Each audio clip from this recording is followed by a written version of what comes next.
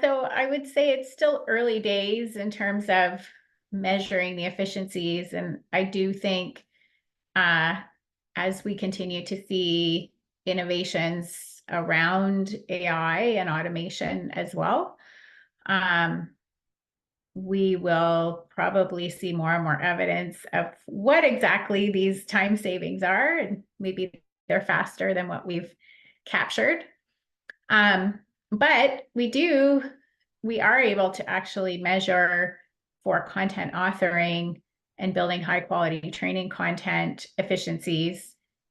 Same with video production. I would say in the learning industry, no matter what industry or companies in the learning space or the learning organizations have done a really good job over the last 10, 12 years measuring how long it takes to do the traditional process.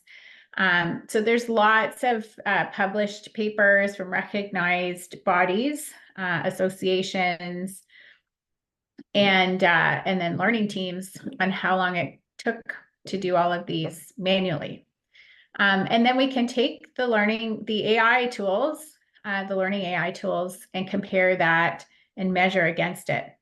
And so for content authoring, we are measuring 80% efficiencies. There's several organizations that I personally know that are tracking towards that.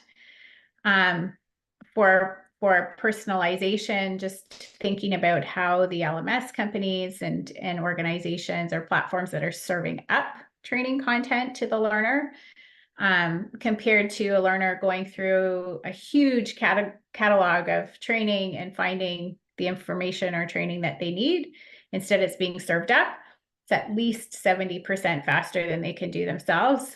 Maybe even faster than that as we continue to advance in the personalization side.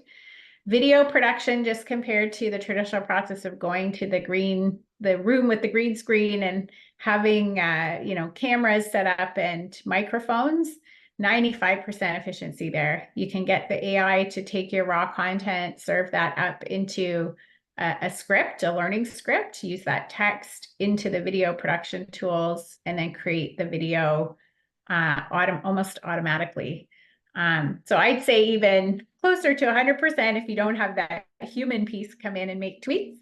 But we're seeing huge advancements there.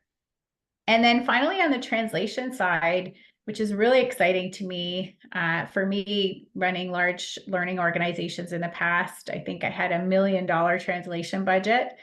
And of course, always asked how we can cut down on the time and the spend to translate into languages. Now you can just click a button and you can get the translated version. And, in my experience, we used to have to say, okay, we're going to do the top 10 languages that we need. Now it's limitless. So you can choose any language, I think from 50 plus, and get that first pass.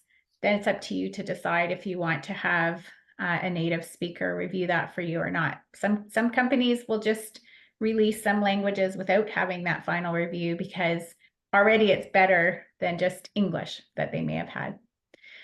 So lots of time savings. I'm really excited to learn from the industry as we continue to track these.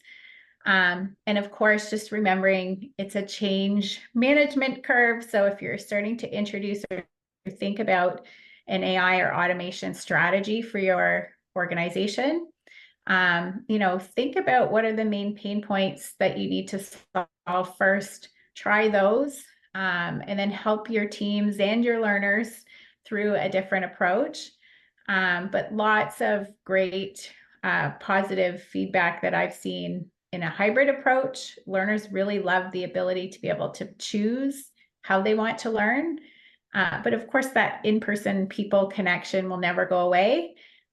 So using that really strategically around how can we use the expertise of instructors, how can we use the subject matter expertise to really add that high value learning where you're thinking about basic concepts, things that you teach commonly over and over, really using the scaled approach or e-learning or video content for that.